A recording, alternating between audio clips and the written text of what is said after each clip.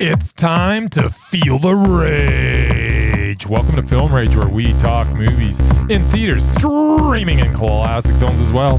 Directors and actors beware, as you cannot hide from the rage. My name is Bryce, and I'm part of the Film Rage crew, which also includes Jim. Hey there, Jim.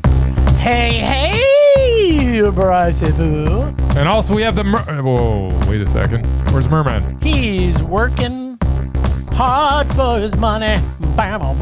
So hard for it, honey. I'm sorry, so there's no Merman? There is no Merman.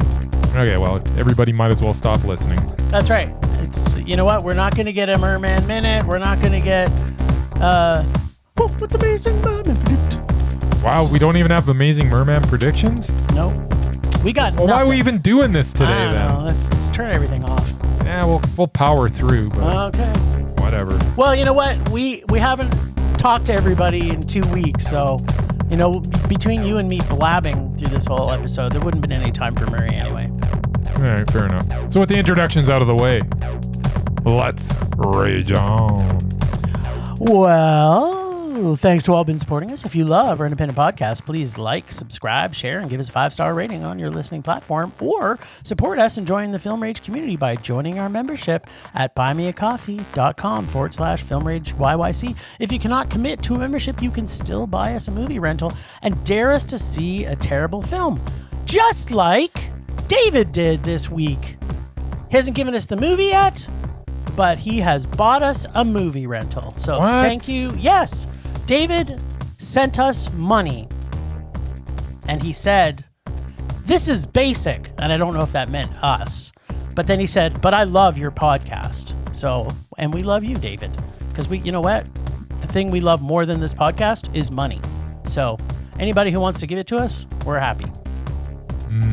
Yeah, so anyway, you can dare us to see a movie if it's played in cinema anywhere in the world, and it can be any kind of movie, because we'll watch it, even if it's a kid movie. Yep. Yeah. Or a conversion film. Yep. Or Fast and the Furious franchise, or even a Bad Boys movie, except for now we've seen them all, so you can't dare us to see those crappy films anymore. So just pick another one that's crappy, like those. Yep. Right? Sure, why not? Hey. Nice, perfect timing. Yeah.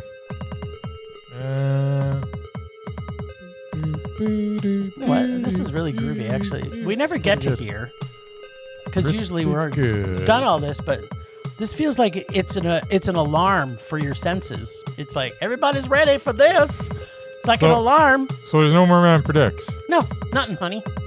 So I shouldn't be pitting this. You know what? Let's play it.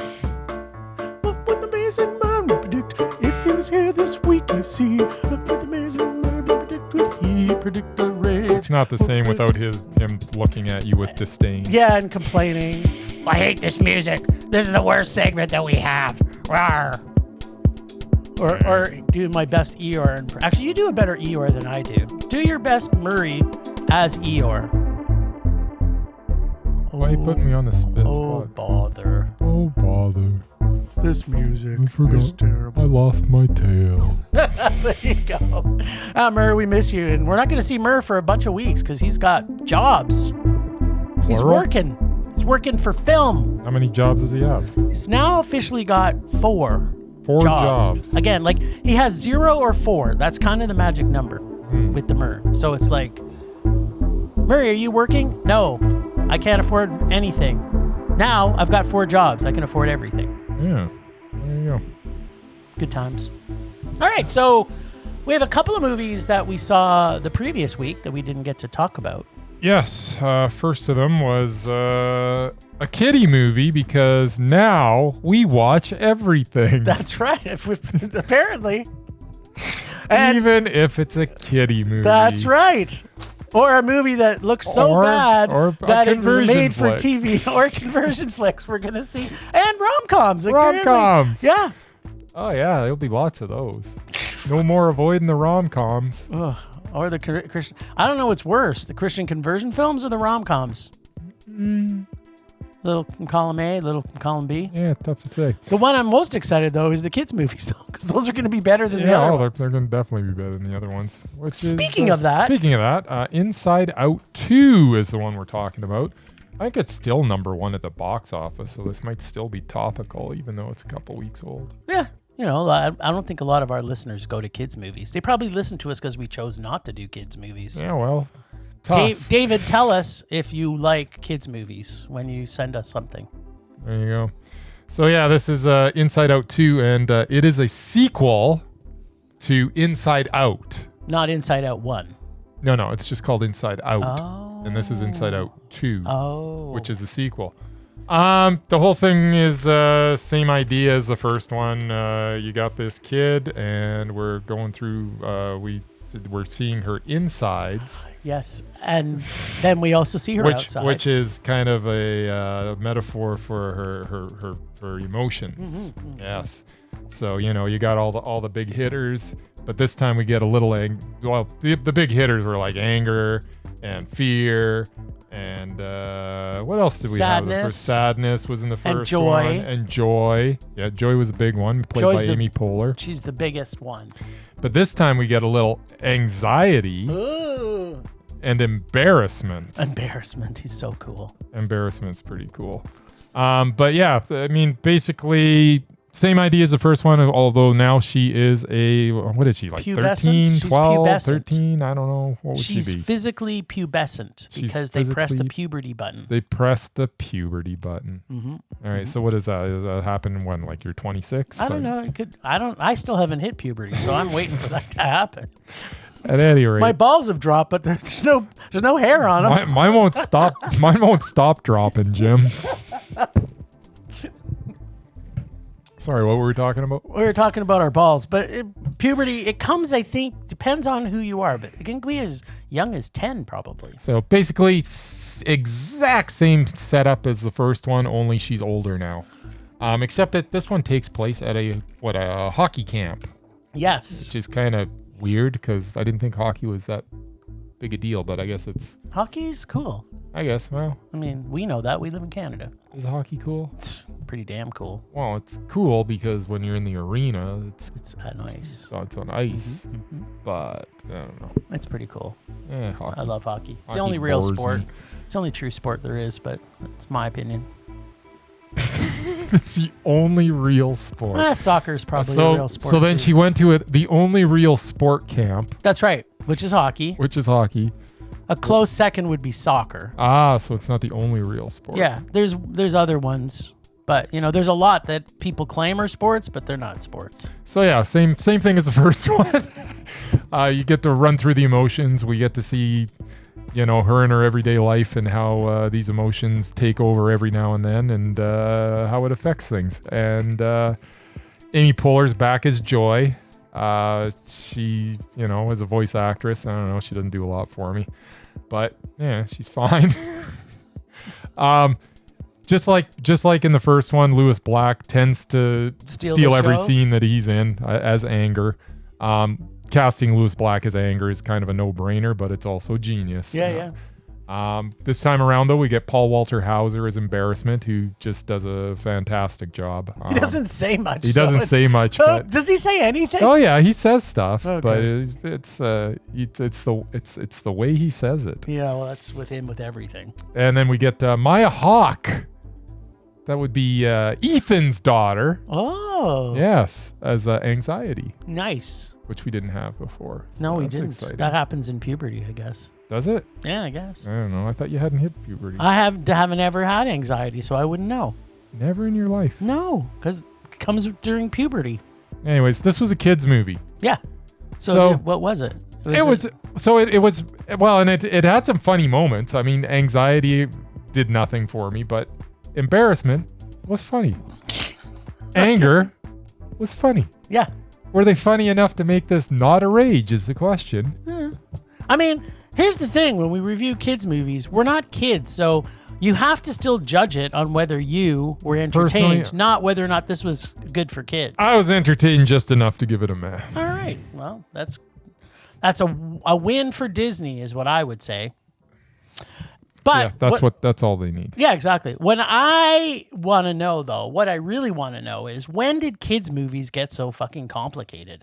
I mean, you see this besides, say, something like Snow White, where all you had was a witch, a boy to kiss, and you give your identity and a linear storyline that is kind of boring in comparison. This story has depth of concepts and adult humor and complexity, where even I'm going like, what the fuck is happening sometimes in this movie? When I watched this, I hadn't seen the original yet, so of course I had to go back and rewatch it, and you realize what's happening pretty quick in this. You got all these emotions. Okay, well, in the first one there was 5, which you've talked about: anger, sadness, joy, fear, and disgust. We had we only added 2 though, didn't we? There was 3 that were added. Yeah. Okay. Because you got anxiety, embarrassment, and the one that she was like emo. Oh yeah. What was she? I don't know. She was emo. You got computer stuff. Look it up. Emo. On seeing this, I'm actually not sure this was truly another kids movie. Most of the kids in the cinema when I saw this were probably 13, 14 or so. I mean, I guess they're still classified as kids. And we went to like a 10 o'clock showing, and there was a bunch of teenagers. And it was at 9. Yeah, it was 9:15 at night, and there was a bunch of teenagers. Was it 9:15? 9:15 was our starting, yeah. I don't feel little kids are going to have a clue what's actually happening in this. The ideas introduced are far ahead of what, say, a 6 or a 7-year-old can grasp. However, it's quite make-believey, and the concept of emotions running your consciousness is a little oversimplified at times. I mean, until puberty, she has 5 emotions. That's what they're telling us. She only has 5 emotions. Because up until puberty, you've only got 5, which is still what I only have. Yes. Right? I mean... so when you get puberty, you only get 4 more. So at puberty, you have 9 emotions. That's it. Altogether, though, I thought this was adult funny enough that I laughed and felt the emotions that I think they wanted us to feel through this. Yeah. So as well, for me, it was meh. I didn't hate it. Yeah. No, I'm watching it and I'm like, at no point was I'm like, man, why are we here? I was like, I wasn't. I didn't. Fine. It's better than a lot of movies we've seen. I can tell you that. So one of the couple things to unpack. Better than the movie we saw this week. Yeah, there's better than a couple of movies we saw. Maybe. Don't spoil anything. So the flirting between sadness and embarrassment, though, although it was subtle, I was just thinking, if they had sex and then they had a baby. I'm thinking that the baby between sadness and embarrassment might be called fetish. What do you think? Quite possible. Right? I mean, when you put those two together, sadness and embarrassment, that usually turns into a fetish. So that's the version I want to see. I want to see them have embarrassment and sadness. She's only going to get older. That's right. So when they have that baby. When she's, when they do the 18, 19, 20-year-old version. Yeah. You got something to look forward to there, Jim. Finally going to get Disney fetish. Plus Disney's, they've apparently this new Wolverine Deadpool thing is it's pretty racy from what I hear. So maybe that's the direction Disney's going. Maybe. We're going to get Inside Out 3. And it's going to be the cartoon porn version. Yeah. Well, that's the one I want. So the other thing I thought was hilarious, and I think both of us couldn't stop laughing at this, which has to be mentioned, is when Anger fist fucks Pouchy's mouth. Yes. Pouchy. I thought I would never stop laughing. That's why this was like a high meh, because Pouchy is amazing. And then when Anger fist fucks his face, it was just like the best. Best scene in a cartoon ever. Relentless with it. Relentless. Just boom, boom, boom, boom. Oh man, Pouchy was loving every minute of it. He meant it. He was loving. He was fetishing off that. What was the other thing that was? It's obviously based on Blue's Clues. I'm guessing, right? Yeah, I think so. Well, it's a spin-off of it. Yeah. What was the other guy's name? I don't know. The non-Pouchy. Whatever. Bluey. I don't know. Oh, by the way, the other emotion was ennui. Oh, there you go. Which is that an emotion? I didn't think It's a French so. emotion. Only French characters get that. What is it? What does that even mean in I don't know. French? It means oh yes. You're Canadian. Right? Ennui means oh yes, doesn't But it? no, well, it's ennui, E-N-N-U-I. Oh, so yeah, I don't. It's not E-N. I don't speak that much French. Space O-U-I. Oh, so oh, okay. Well, thanks for I feel like we've clarifying. talked about this too much. Yeah, we have. But you know what we haven't talked enough about is Red Fever. Red Fever. Yes.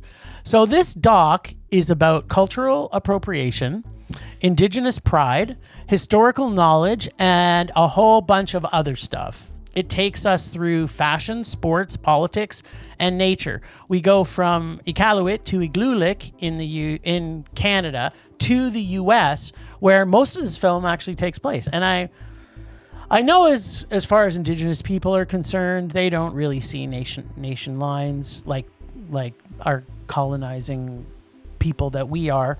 So, yeah, it's. I got the feeling this was more geared towards an American viewer, although we got Canadian stuff in there as well because he's from Canada. There will be a lot of white colonial males who will watch this and either feel threatened or challenged about its content.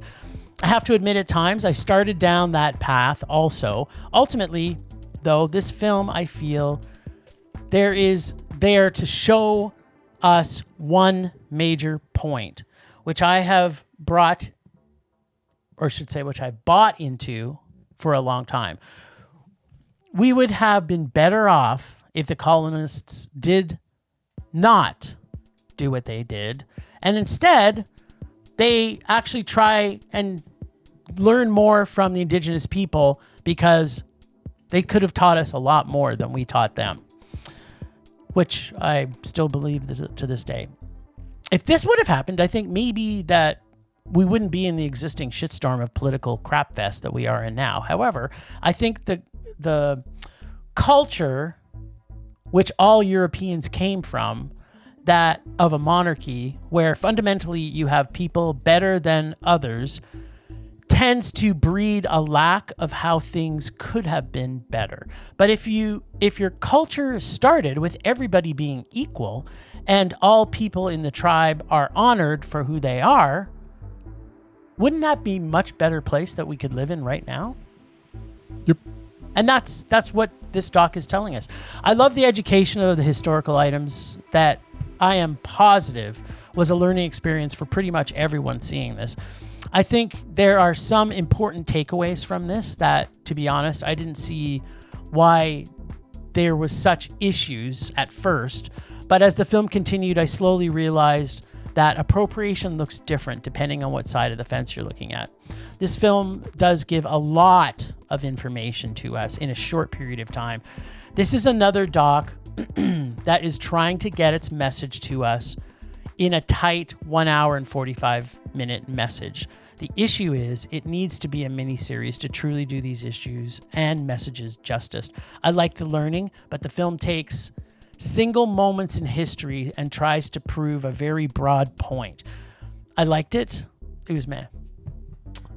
I got some unpacking, but Yeah, I mean, it was. Yeah, I also liked it. And there's so much in it, yeah. but it's like, just like you were saying, like why when they looked at sports, they focused so much on just Jim Thorpe. Mm-hmm. There was so much more they could have done with Yeah, that. that's what I mean. Like, And they also, they must have spent like at least half of the whole sports thing on the forward pass in football. Yeah. And it's like, that's kind of cool, but that's kind of something that maybe you stick in. yeah. And the other thing is, well, the forward pass, I mean, yes, they did it, but it's still a white guy that came up with that. So I'm not sure that was the best example. Yeah. We should have maybe focused on, all the things that Jim Thorpe did Yes. more than that. Like that was a Yeah. weird kind of I know angle that- because it wasn't them that came up with it. Yeah. Like it was the coach. It was the coach who actually put the plays out. They're the ones that and delivered because it. he had such awesome athletes Yes, on his exactly. team. Yeah. And then the fact that they showed up all the Ivy League schools and everything, that's great stuff. And I would have liked, and I like the fact that they focused on that, but Yeah. this weird, like every now and then it's like, oh, and then it's like, huh? Yeah. Throughout the whole documentary for me. Having said, on the whole, there is so much that I didn't know that now I've Yeah. learned. It's definitely a discussion starter. I think that a lot of people that have a certain point of view by watching this film, it might skew their point of view a little bit to the better. Hopefully. And then there's other people that, you're just never going to change their mind. No.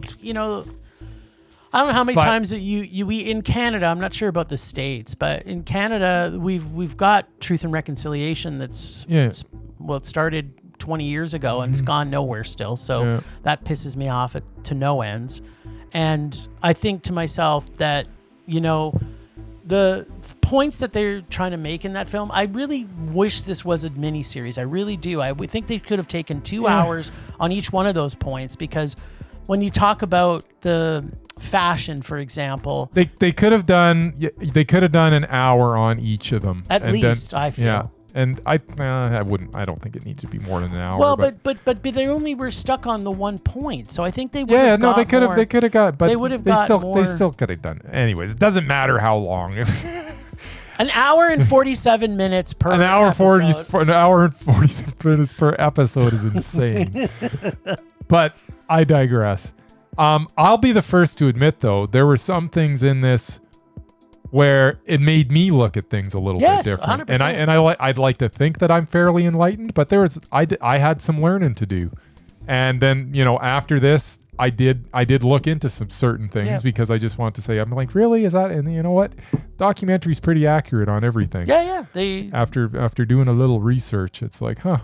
The one that opened my eyes the most, the one that I was most like, I was kind of going down a path within the movie, was in the fashion section, because it's like you don't realize the things that you're doing, how it affects other people from a cultural appropriation scenario, like with fashion in particular, where these, and I still don't think it's where it was. Like, that was one of the pieces that in the fashion section that I was a little disappointed is because there's still, to me, it's still appropriation of their dress and their garb, but now that because Indigenous people are actually being partnered with it, it's better. I don't think that it's kind of like what the point we were trying to make, that what would have made the Scorsese movie better is if he maybe co-directed it with an Indigenous. Yeah. But to be honest, I think we'd both just rather watch the Indigenous version. Yes. But that's the thing. We're at we got to take these steps before we get to where we want to go, and and the first step might be these partnerships, and then we can go from there. But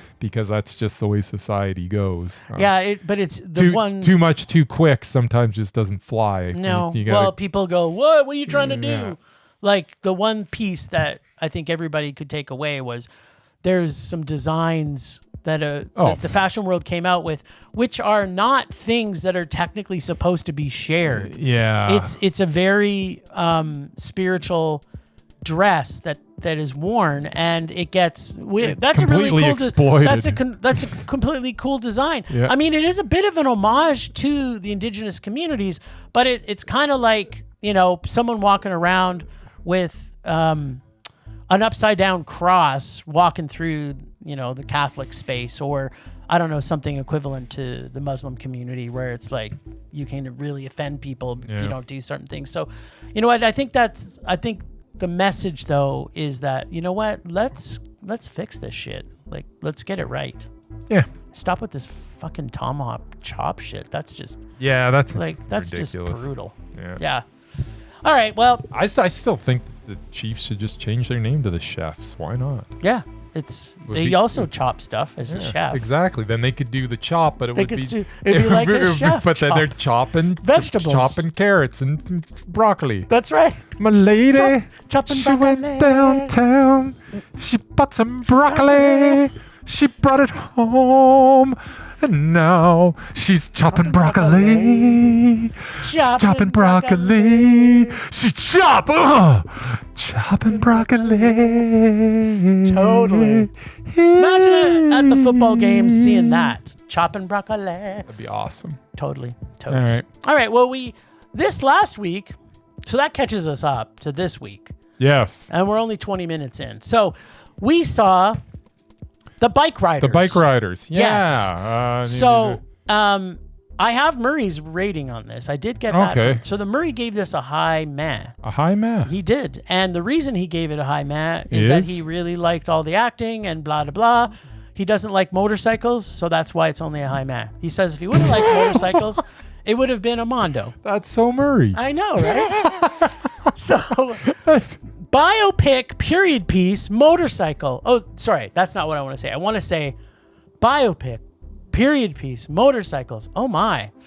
This cast is so motherfucking brilliant. Every single character in it was so well defined, full of complexity, but at the same time, really quite simple. The mesmerizing Tom Hardy is just that. And Michael Shannon and Austin Butler were fantastic. But the only one in this who could have even come close to Hardy's performance was Jodie Comer. My God, Jamie. I think it's Comer, who plays Kathy, who ultimately is the viewpoint of this film. The dialogue is poignant and at times hilarious, mostly because of how they talked back then in time, because you hear the dialogue and you're like, that's exactly how they probably would have talked, which made it funny. And also because of what the story is about. The music and score are so amazing, almost like listening to an original jukebox of the time is how I felt as I was listening to this as it was going along. The story is simple, but the characters are so deep and well crafted. This film had me captivated by its honesty and portrait of the times and the place in the 1960s and 70s. I loved every single frame of this movie. I loved this film. I loved how it ended. I liked how it was told. I liked the story of the who's the artist who actually was the photographer who worked with this particular gang for on and off for 10, 15 years. So yeah, I love this film. It was Mondo. Yeah. Yeah. Jeff Nichols directed it. I was kind of blown away. Yeah. I was, especially as you mentioned, Jodie Comer. Everybody in this was so good. Who knew Austin Butler could act that good? But what's his name from The Walking Dead? What's his name? The Sonny Norman Reedus. Norman Reedus was brilliant. Yeah, this is the funny best Norman, Sonny. Funny Sonny. That was the best I've ever seen Norman Reedus. So, as an aside here, who else on the is Michael Shannon still on the mesmerizing list? No. Okay, so then there was no mesmerized off. No. But Jodie Comer, oh my God, she was so. I mean, Tom Hardy's Tom Hardy, and as good as Jodie Comer was amazing, but Tom Hardy's still Tom Hardy. You can't. Because I was at one point at the beginning of this movie, I was like, is Tom Hardy getting out mesmerized right now? Because I was like, wow. And by the end, it's like, no, he's still even when he's silent, he's just silent but deadly. Yeah. But yeah, no, this is it's an amazing little film. It takes place over about 5 or 6 years. Yeah, maybe even a span of 10. It's probably I know nothing about motorcycle culture. Nothing. Yeah, me neither. But I feel like I do now. Yeah, totally, right? And I don't know that I've seen a movie in a long time that I'm completely naive to it. Yeah. But I believe that this was completely authentic. Yeah. It feels, every frame of this feels so authentic. And that's... Especially the dialogue. The dialogue, the powerful performances from everybody in it. the direction was great. The pacing was great. The music was fantastic. It was just like it was just like a jukebox. It was like a really jukebox. Was. Yeah, it just took you from one scene to the other, and I love this movie as well. Now, what has he done before? Jeff Nichols? Yeah, that's a good question. Let's take a look. Because this was he's shown some like.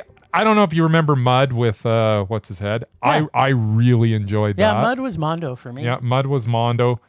Take Shelter was also Mondo. That was with Michael Shannon. Yeah. Surprisingly, it was Mondo. Yeah. Midnight Special. What was Midnight Special? Is that the one where they're in a prison?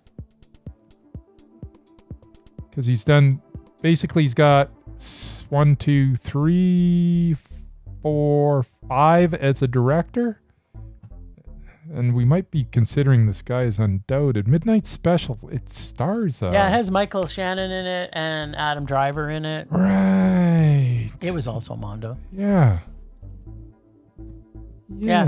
So, but I don't think he has 8 films. No, I think he's got 5, and then he's also got Loving. What was Loving? Oh yeah, Loving was Mondo. That was the one with what's her head with just an unbelievable performance. Yeah, it's brilliant. Ruth Negga. He. Oh my God, she was so good in that. Yeah. Yeah. No. Wow. Okay. So he's someone on to watch. deck. He's on deck. Because that's 5 Mondos. And he's young. Like he's young. He's a baby. He's a baby. So we should get all kinds of new stuff from him. I want this to take off. Yeah, so I'm looking forward to everything he puts out. As I say, and you know what the thing with every one of these movies is they all just feel so authentic. Like every single one that we've said, it just feels so authentic. They do. So here's the thing. It's because he understands character development. Yeah. Like that's one of the flaws by most directors. And it for me, it usually takes it from a Mondo down to a Matt if the story is still good. But, well, you know me, I can watch a terrible movie, but if there's really good character development, it can make it to Mondo for me. Yeah. Because if I'm feeling those characters, like we've seen movies where you get 5 minutes of a scene with one person, and you can almost tell their whole story in that 5 minutes. Because there was a lot of characters in this, and that's how I felt with every single one of the characters in this. I knew them all intimately. Yeah. It was so good. So good. No, it was absolutely excellent. All right. Well, let's move from that into maybe one that's not quite as excellent. What do you think?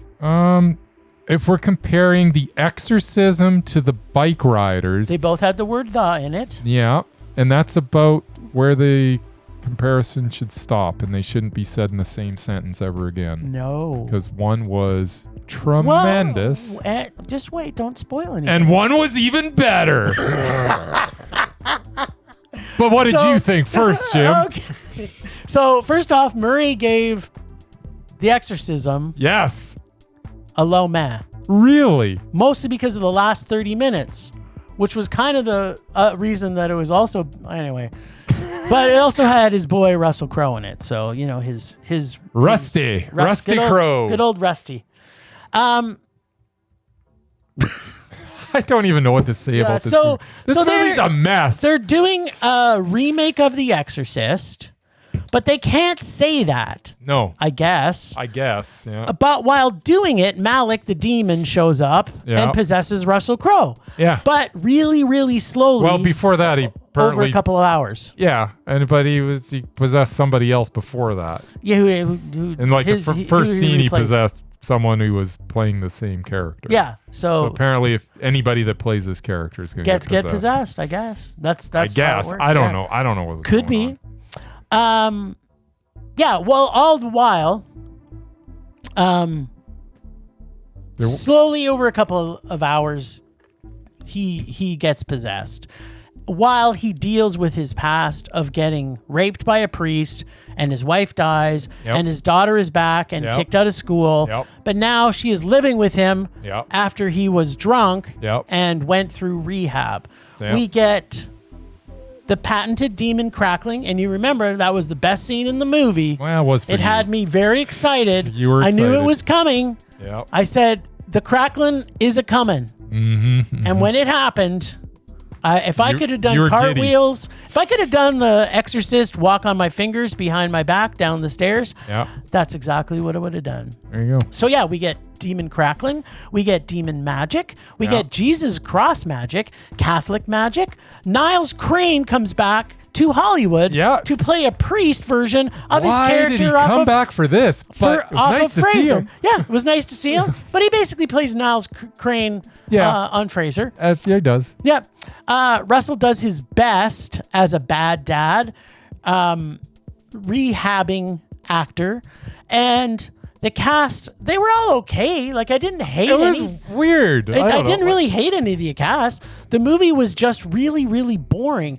And half the time, the scenes didn't fit well together. No. But the worst thing about it's a mess. It is that we got Russell Crowe in a demon movie. Yeah. And there is not one scooter sighting. No. So for that reason alone, this is a rage. Oh, okay. And I've got some unpacking to do.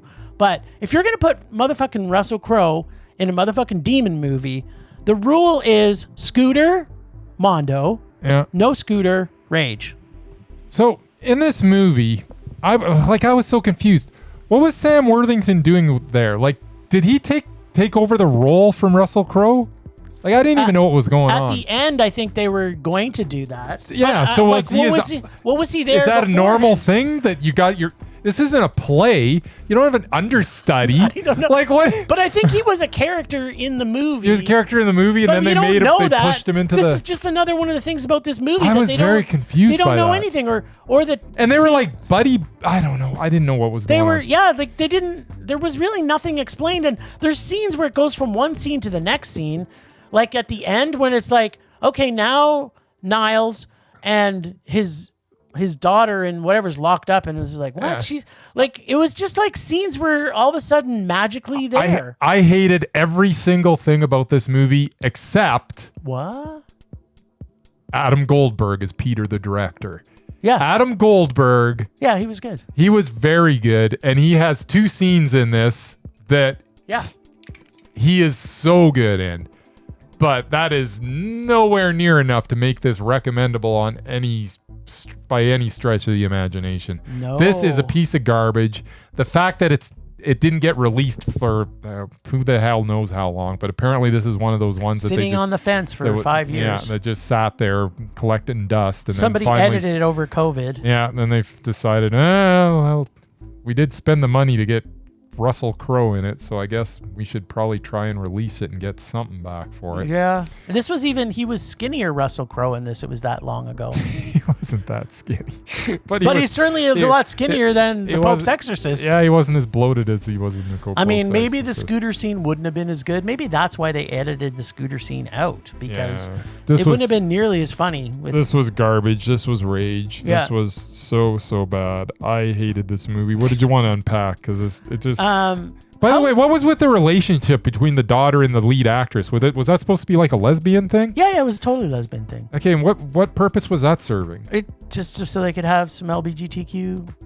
Okay, because that didn't feel forced at all. No, it didn't feel forced at all. Okay. It was like, and how old is she? Like, this girl's 16. Like, are you now a pedophile? I know, like, exactly. I was like, I didn't. It was weird. And then the scene, like, they kind of inferred that Russell Crowe had molested his daughter too.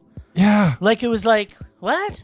Yeah, I don't know what they were going for. I'm not sure I got that vibe. I think he was just because there was drunk. a couple of scenes where it was like, all of a sudden the devil was going to molest her, but then just some of the other scenes, there was inferences of a bunch of stuff in here. I was probably that was just. Maybe you were sleeping. I don't. I was trying to pay attention. I really was. I tried so hard. I couldn't connect the dots. But nothing was connecting. Man. I was so confused. I tell you. All right. Well, that was a rage. The other one we got to see was I Am Celine Dion. Oh, okay. I Am Celine Dion. Yes. So I'm watching this thing. Yes. And I'm very confused. I'm like, what sort of picture are they trying to paint of Celine Dion? So here's the thing. Yes. The stiff person syndrome. Yep. Is that what it's called? Yeah. Okay. That stuff is like super interesting. Yes. The fact that she was willing to show herself in certain distressful situations was amazing. Yes. And for that, she should be commended because she's definitely shining a light on this disease. Yep. As rare as it may be. Yep. It still deserves to have. But here's the thing. For that, you think, okay, you feel sympathy for Celine Dion. But then we follow that up with forced little bits of her vacuuming. Why in the... who believes that Celine Dion's going around vacuuming? And then followed by that, they're sitting and one of her kids is playing Wii, and then the other kid is being served a restaurant quality ice cream milkshake. Well, I don't understand. Like, am I supposed to like her? Because after these scenes, I kind of hate her. And then we get a tour of the warehouse with all her shoes and every costume she's ever had. Yeah. Like, what are you doing? If you want me to sympathize with her, why are you showing me all this garbage? I don't want to say anything yet. I have thoughts on this. Does this director actually secretly hate Celine Dion? And he's like, okay, I do want to spread some light on this, but I also want to show that she lives in Celine Dion world, and things that she thinks is completely normal is not normal. But see, I actually appreciated that. To me, I might have some commentary around this. Okay. But anyways, I'll just finish by just saying, like, I thought that this was just such an uneven documentary because I went from going, wow, this is really interesting, to, wow, I really don't like Celine Dion because she's just really annoying. And the fact that one thing that I'm grateful for, and it was going to make me rage, was the fact that they just kind of glazed over the whole relationship with what's his head. Yes, but because they know Pierre that that's a hot Francois topic. or hot topic. Yeah. So it was nice that they did, because we didn't need that in this documentary that's trying to shed some light on an illness. But I'm trying to figure out whether the stuff that I learned, you know what? In a weird way, I enjoyed it because I enjoyed hating Celine Dion, and I enjoyed respecting the fact that she would show herself vulnerable like this. Yep. So both parts I enjoyed for different reasons. So it's meh. It's meh. All right. Okay, so I know basically nothing about Celine Dion and her life prior to seeing this doc.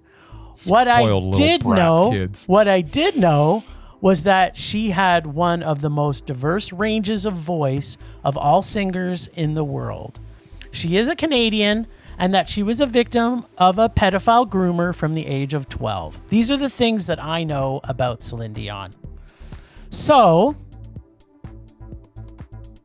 she was a show business victim, just like a lot of child stars who grow up in a world of wealth and stardom, not seen by most people. In this film, if you are looking to know all about Celine Dion, you will be sadly mistaken. I do know a little bit more about her, but this, I feel, was more a film about her going through therapy, ultimately saying goodbye to her fans. That's what I felt. Yeah. In this, she shows a lot of vulnerability and intimacy about where she is at right now. And through that, I'll put a pin in that to talk about the point of why they show. So she lived in this bubble from the age of maybe 13. Oh, yeah. Because they make that clear when she's I have traveled the world, but I've never really seen the world. Which is probably, absolutely true. That we hear that from musicians all the time. Yeah, they don't get a chance. It's more so with her probably, because I guarantee she just lived in a hotel room for for 30 years. Okay, we'll come back to that. All right, go ahead. In fact, in some scenes, it's almost too much. For such a public figure, she has a ton of scenes where she is out of makeup and does a ton of crying. Mm-hmm. This was really her at her most raw. And and I would say unfiltered, but this is a movie, so I'm assuming we got scenes they wanted us to see. Filtered, unfiltered. Exactly. Again, I know nothing about her, but this doc shows us that she is a kind and loving and caring person to her family and to her staff. And I've seen her act, and I know she can't. So I believe that she may be that person. I believe that. As a singer, I don't like her voice. No. I actually don't like the tone of her voice. That's what I don't like. No. I do respect that she is a very talented performer, akin to why people who like opera singers, which I also don't really care too much for. But her voice isn't for me. If someone said, hey, Jim, one day you will see a movie about Celine Dion, I would have said, no, I will not be watching a movie about Celine Dion. No, that is not something I would do. Because in this case, her voice already makes me cry, but not for the same reason, from sadness. Yes. But she, in fact, did make me cry in this film. I felt so sorry for her, where she is at and what she's going through. One of the last scenes in this movie got me to tears.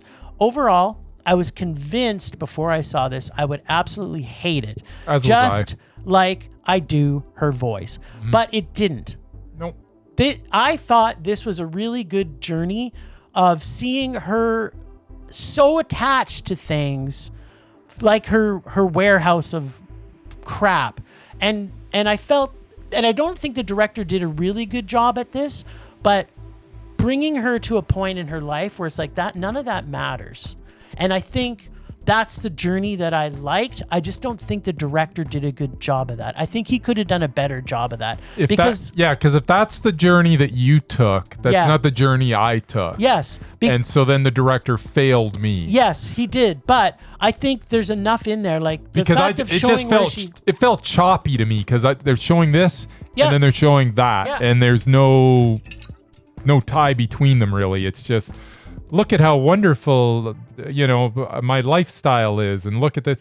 And then in the next scene, as I say, when they started showing her vacuuming, I was like, this is too much. But you know what? That's what I think is like, it's part of the therapy. And then right after they show her vacuuming, the servant serves a restaurant quality milkshake to her son. It's like what is going on? But that's just it. Like, you think of this person, like she's one, like we know people that are stars and their whole life is so regimented and routine. Probably for her to vacuum, it's therapy, part of her therapy now. Like to me, I felt that, and I felt really I've never liked her singing. I hear that Prince lived in Prince land too, so she lives in Celine land. Yeah, of course she does. But you know what? They showed what she was like with her family, and she came from a family of love. Like there's no question. Although I don't know. I kind of hate her kids. Her kids are just kids. Like how can you judge them? Because they're spoiled. Yeah, of course they're going to be spoiled. Their mom is motherfucking Celine Dion. Yeah, but she doesn't have to spoil them. But she still was. But you know what? Her kids still respected her. They're her kids. I shouldn't comment. Yeah, you don't have kids. You spoil your dog. No, I don't. Dude. Give your head a shake. You spoiled that dog. Your little brat dog is so rotten because he's so spoiled. Whatever. But I didn't find the kids were that rotten. I just thought, you know what, they're kids that have a parent that is multi-wealthy, right? Uh-huh. And who's also a victim. And we saw, we know that. Where she comes and sits down and eats beside her kid, and her kid's just like slumped in front of the computer. Nice. With his other kids. With his video game cabinets behind him. Oh my God, he had the sweetest setup. Who lives like this? Celine Dion's kids. Twins, actually. Okay, maybe I'm just jealous. Yeah, that's ultimately what it is, I'm feeling. You know that the most important thing about this, though, was that we saw a movie with Celine Dion and we didn't hate it.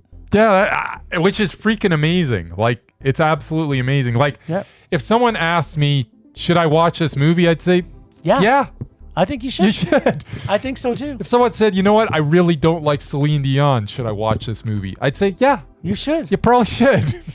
Yeah. It's changed my opinion of her. Although I didn't, like, here's the thing. You and I are both the same in that. Yeah. We have no clue about what's happening in stars' lives. No. all we see is what. And I don't care for the most part. For the most part, we but don't. she does have a story worth telling now. Yeah, totally. Yeah. Like that scene where she's getting the massage and she goes into her that's the scene that I was bawling my eyes out. Yeah, like, I wasn't bawling at all, but I was like, oh wow, because they open with that in this movie. Yeah. And they just kind of touch upon it, and you're like, whoa, what's going on? And then that's the one thing the director did well. I like the fact that he opened with that and then came back to it extended at the end. Yep. And that was actually done really well. But there was a lot of good in this, and it is worth watching, but it's still meh. Yeah, I'm also not going to listen to any Celine Dion music after this. No. Not at all. All right, well, that pretty much takes us to the end of the films we saw new in cinema. So that was a slog. 5. And seeing what's coming out this coming weekend. Yeah, I don't know how I'm going to watch this. I don't know either. I'm not You've got a challenge around. ahead of you. I don't know. I'll have to become a master scheduler because somehow I wish, maybe I just got to not go to work. Call in sick. I can't really do that on a long weekend. People raise eyebrows. Nice. Temperature rising. Vision blurring. Rage taking over.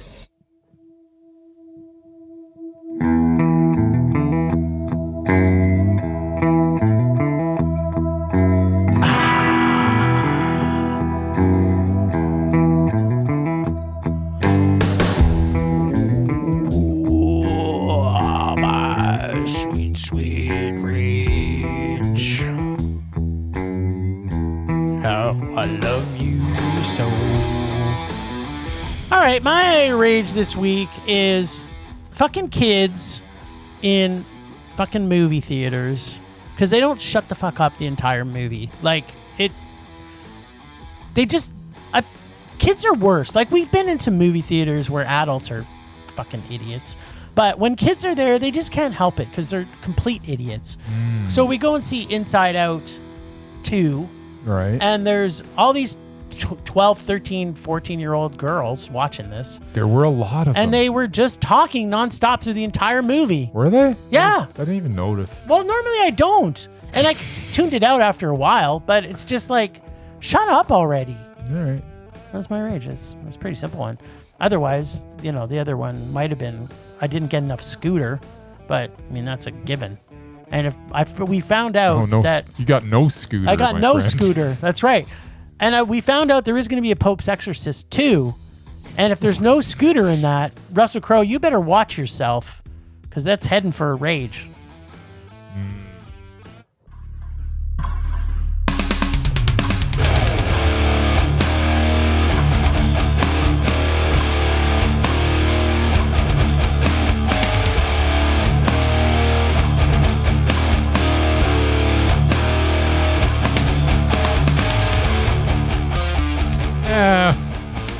My rage isn't huge rage this week, but I am just disappointed in the movie theater's ability to clean up between movies these days. They don't. It's not a thing. It used to be a huge thing, and it was even kicked up a notch during COVID. It was kind of nice where they spraying stuff. Yeah, which I don't care about the spraying stuff, but they were really cleaning the cinema, and now I don't think there's times where there's literally garbage just there. Yeah. There's popcorn on rotting the seats. Food. There's and I just don't understand. It's not that difficult. It doesn't take a long time. You go in, you clean up. It's like a 5-minute job tops. If you do it really well, it's 5 minutes. I swear to God, they just walk up and down the aisle, just look left and right, and go, it looks all right. There's leave. a bag, I'll take it. Otherwise, yeah, exactly. But they're not looking and every now and then I'll sit down and I'll actually have my cup holder will be sticky, and it's like, really? Yeah. You don't even know what that sticky is. We're sitting in the back row. So. I just paid, my $9.99 because I'm part of the Cine Club or what's the other one? Also Cine Movie Club, Lovers. maybe? Whatever. I'm part of this, so by $9.99, I should at least get a seat where it's not covered in crap. I think they say if you're only paying $99, you're lucky to have a seat, bitch. Okay. That's what they're saying. And I think the other thing is, like, when we were at the one movie this last week, there was one person selling popcorn. Like by herself. By herself. Because they don't have the people anymore. Because there's not enough people going to movie theaters. Well, and that's the whole thing. I mean, there's not enough people cleaning. There's not enough people at the concessions. Yeah. And I guess it's because there's not enough people going to the movies. So we need more people going to the movies so they can hire some help. And some help that you're going to give a crap. Yeah. 100%. Because now... So ultimately, the rage is at the viewing public who are happy watching these movies on their TVs at home. Yeah, I guess. They're 20-inch black and white TVs. In a roundabout way. Right. Let's call a spade a spade. Rage subsiding. Pulse slowing. Anger fading. Do we have anything for the list? No, I don't think so. Murray was going to give us something, but because we got a long weekend here in Canada, and because you're going camping, or glamping, or whatever It's not. No, it's camping. Trust me. It's not glamping? Oh, not in There's any no way. glam at all? No, we're sleeping on the ground, You're man. not camping like Celine Dion would? No, we're not camping like Celine Dion. We okay. We are pitching a tent. We are sleeping on the ground in sleeping bags. Nice. It's going to rain, you know that. And right? I'm pretty sure the place that we're going is a cult. Pretty sure. Nice. Well, just send me the address before you leave. I am going to send a few people the address because if you don't hear from me by like next Wednesday, I need you to send out a posse because I don't know what's going to go on there. I'll go and register my name to buy a gun, and then within 2 or 3 weeks, I'll have a gun. We made our reservation with some guy named like Moonbeam Solaris Sunrise or something. Yeah. And I already like this. It used to be Man Woman that had the show who had a tattoo of a vagina on his forehead apparently. What? But now he's died. But he was also Vagina Head is dead? Yeah, vagina. So I don't know what's going to happen here. But we're going there. And we're gonna play some disc golf. I'm excited to hear how this goes. I'm not gonna lie. Yeah. So yeah.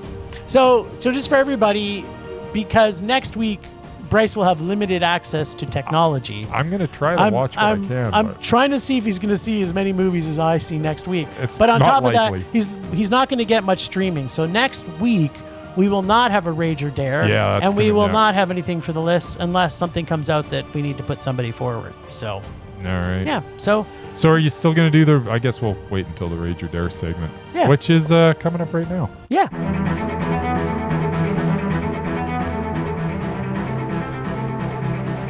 Last week on Rage or Dare, the boys were dared by one of our podcast brethren, Sir Jimbo from the podcast Cast a Roll, to see the Samurai Cop film called Samurai Cop. What a truly excellent name, since it tells you everything you really need to know about the movie. Ties it all together. This week, apparently no one else dared us to see anything. You know, listeners, it doesn't take much to dare these guys to see things. Just send them 5 loonies and tell them what terrible film you want them to see. Loonies are Canadian dollar coins. They have a duck on them or something like that. And you can just put 5 of them in an envelope and just write Film Rage, care of Canada. It'll be sure to get there. Or if you would rather use US dollars, it's about $2.50. I guess we must now turn back to the regular grind, choosing films that will make us rage. Day after day after day until we slowly fade into nothingness. So I guess it's Bryce's turn to rage or dare or Casey. Come on, Bryce! Alright, now let's find out if Samurai Cop is as awesome as it sounds. I can't think of any movie title that sounds anywhere near as awesome as this. Cops and samurais? Whee! All right. You know what? I freaking love that man so much. He's like just the best person on the planet. And I know everybody, so that just proves it. So, you don't know. I have no idea what was happening in this, for lack of a better word, film. They're is all these different people going places and doing things. And I know at one point Peggy was in a helicopter, I think. Yeah, I'm pretty positive she was in a helicopter. And then there was a drug deal, I think. And then there was some people doing, I think it was kung fu, but then there was smarter people who brought a gun to a kung fu fight, so they just shot them. And then there's this guy who has a huge wig-like hair. I can't even explain why his hair looks like that, but it does. So he's driving places and shooting is happening. And then this guy fell out of the back of this van, and the hair dude runs over to him and keeps saying, shoot him, shoot him. And he says, shoot him a lot of times. Shoot him a lot. And then I was confused again. And that pretty much lasted the entire movie that I was confused. But then we also got sexy time with Hair Guy. We got a lot of sexy time. Where there was boobies and a G-string. Yeah, so she's having sex with him while she's wearing a G-string. She didn't even take it off. He just rammed it in right past the G-string, I think, unless he took it with him. And this is like, we're only 15 minutes into this, and I'm like, what's happening? I kind of felt like the director wanted to direct a porno, but either didn't know how that works, or maybe the actors, for lack of a better word, didn't want to have sex. So they made them do samurai cop things. That's my best guess. With random shots of the sides of people's heads and acting dialogue and story that I couldn't follow if my life depended on it. His partner, who happens to be black, is always talking about getting his ass burnt. And then the hair guy, aka samurai cop, will usually say, his ass is already black. And then they both laugh. And then there's more fighting, more sexy time, more kung fu, more shooting and driving and going places. But what's most interesting was when I first watched this on Tubi, and then I fell asleep. But then I woke up and didn't realize until I was about halfway through it that I was actually now starting to watch Samurai Cop 2.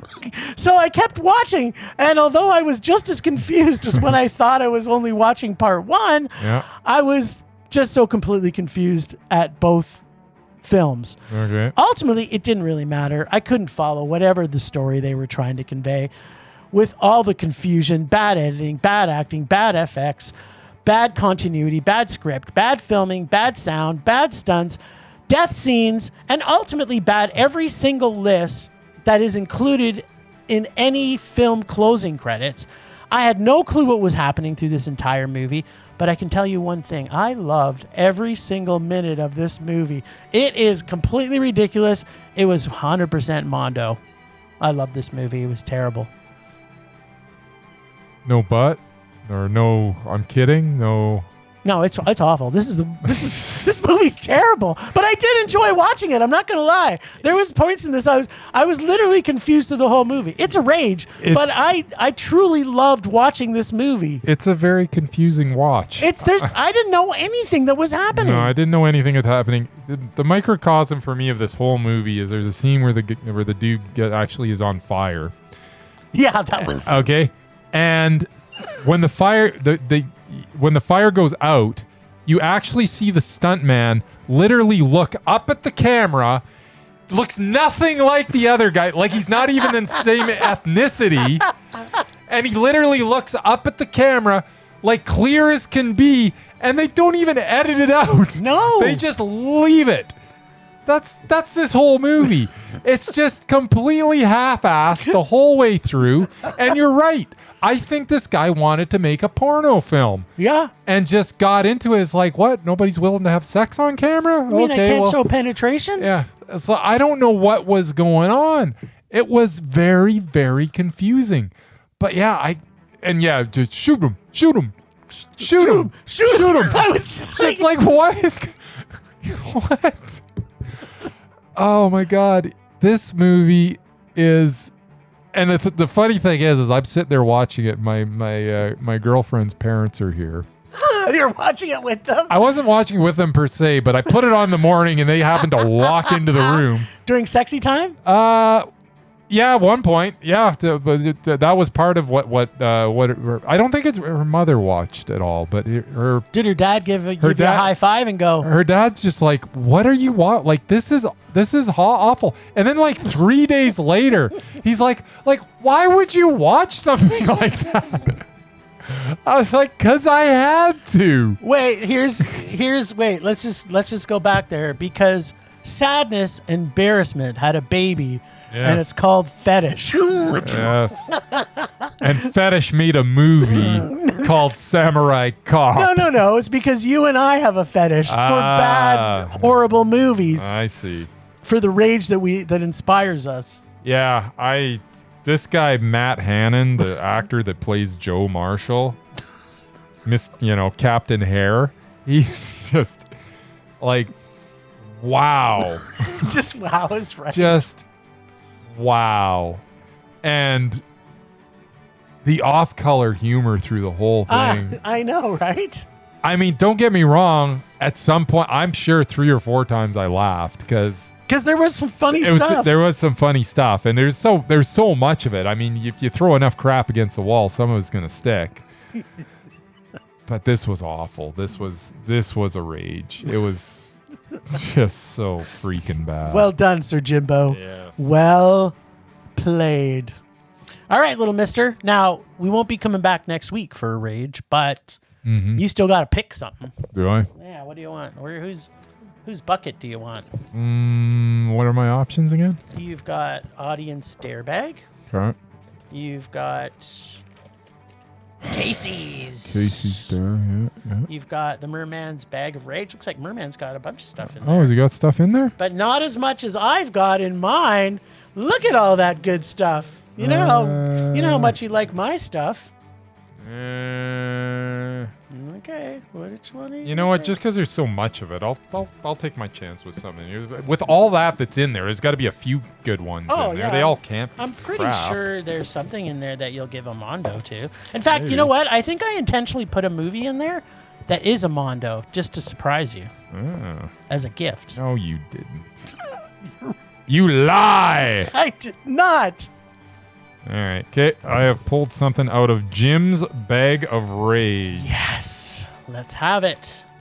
Oh, for Christ's sake. This is the movie that I actually saw in the theaters, and I thought I was going to Big Top Pee-wee. Yeah, Big Top Pee-wee. And we were sitting there. Yep. And we're sitting there in the audience. I must have been, I don't know, maybe 12, maybe 13. Yep. And the movie comes on, and all of a sudden Tom Cruise is on the screen. And my buddy Nan, he leans over to me and he goes, "That's not Pee-wee." No. And I'm like, "No, Although it's not." he is kind of a little Pee-wee guy. We were in Cocktail. Yes, you were in Cocktail. Bermuda, Bahama. Come on, pretty mama. Okay, so do you know what the funniest thing about this story is? No. Is that you told me that story. Oh, did I? Yes, that's why I put cocktails. In fact, you don't realize this, but when you give me these nuggets through our life together, I remember them, and I put them in stuff so that I knew you'd have to watch Cocktail. I would rather not watch Cocktail. Yeah, well, you're going to, and you're gonna also wish it was. It's like this. Like, who even writes this crap? It's so terrible. The only thing worse than Cocktail from Tom Cruise is, of course, his Maverick collection. Yes. Ugh. But you know what this has on IMDb? A 5.9. Yeah, it's probably one of the highest rated ones in your bag, according to IMDb. Yeah, well, you know what? I realize that IMDb is not Bryce. So No, it's not. it's, as we like to say, winner a winner. All right. Vegan chicken dinner. The good news is I got 2 weeks to watch it. That's right. Yeah, you can put this pain away I for can quite postpone some it time. for a little bit. Yep. All right, sir. I am so looking forward to that. I'm sure you are. Tee. Well, thanks, Ragers, for listening. Thanks to the extended Film Rage family, who you can find in our show notes. Thanks to Casey, our god of rage, from The Nerdy Photographer, for the voice of Rage or Dare. Find us on social media everywhere at Film Rage YYC. Check out everything Film Rage at filmrageyyc.com, including our merch site for Redbubble and TeePublic. We're always wanting to make this a raging blast for our listeners, so please comment, like, and subscribe, or send us emails to filmragecalgary@gmail.com. Dares to see terrible movies to fuel our rage, but no matter what you do, please, please, please, please, please, please, please, make us rage.